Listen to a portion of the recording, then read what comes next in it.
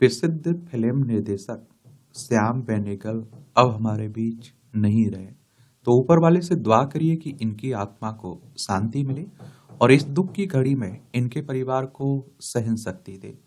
तो श्याम बेनेगल के बारे में एक सामान्य जानकारी देख लेते हैं, इनके बारे में हम लोग जान लेते हैं। तो श्याम बेनेगल का पूरा नाम श्याम सुंदर बेनेगल था। महान डायरेक्टर का जन्म 14 दिसंबर 1934 को हैदराबाद के मिडिल क्लास परिवार में हुआ था। बेनेगल साहब रिश्ते में मशहूर अभिनेता और फिल्म निर्माता गुरुदत्त के कजन भाई थे। पिता को देखकर उनकी दिलचस्पी फोटोग्राफी में हुई। आगे श्याम बेनेगल अर्थशास्त्र में एमए करने के बाद फोटोग्राफी करने लगे और उन्होंने एड एजेंसियों के लिए कई फिल्में बनाई थी। फिल्म और एड बनाने से पहले श्याम बेनेगल ने बतौर कॉपीराइटर काम किया है। कैसे हुआ इनका फिल्मी कैरियर शुरू?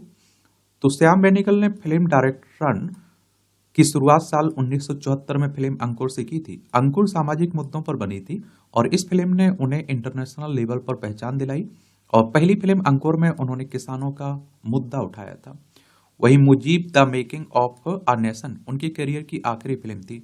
मुजीब की शूटिंग 2 साल चली, फिर उन्होंने अपना धैर्य नहीं खोया और यह फिल्म मुजीबुर रहमान की जिंदगी पर आधारित थी। उन्होंने पहले प्रधानमंत्री पंडित जवाहरलाल नेहरू और सत्यजीत रे पर डॉक्यूमेंट्री भी बनाई थी और जिसे उस दौर में बहुत पसंद किया गया था।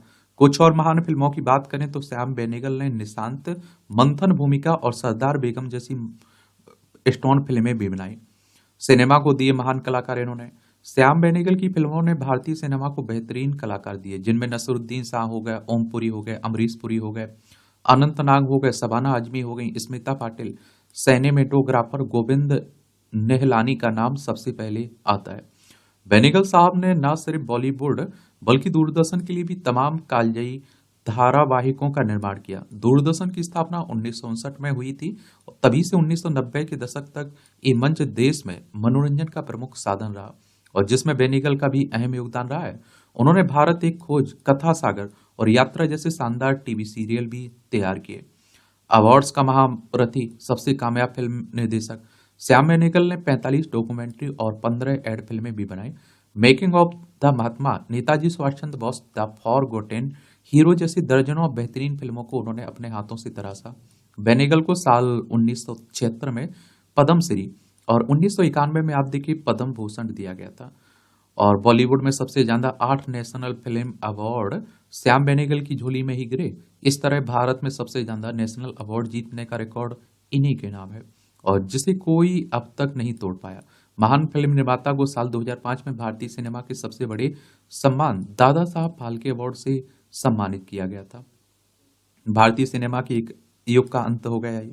फिल्म मेकिंग के काम को अपने खून पसीने से सींचने वाले श्याम बेनेगल अमर हो चुके। सिनेमा जगत में शोक, उनके साथ जुड़े किरदार पुरानी यादों के सारे उन्हें श्रद्धा सुमन अर्पित कर रहे हैं और 23 दिसंबर 2024 को उनकी डेथ हो गई और भारतीय सिनेमा के एक युग का अंत हो गया। देखिए, राज्यसभा के पूर्व सदस्य भी रहे, ये भी याद रखिएगा। ये क्या राज्यसभा के सदस्य भी रहे हैं श्याम बेनेगल।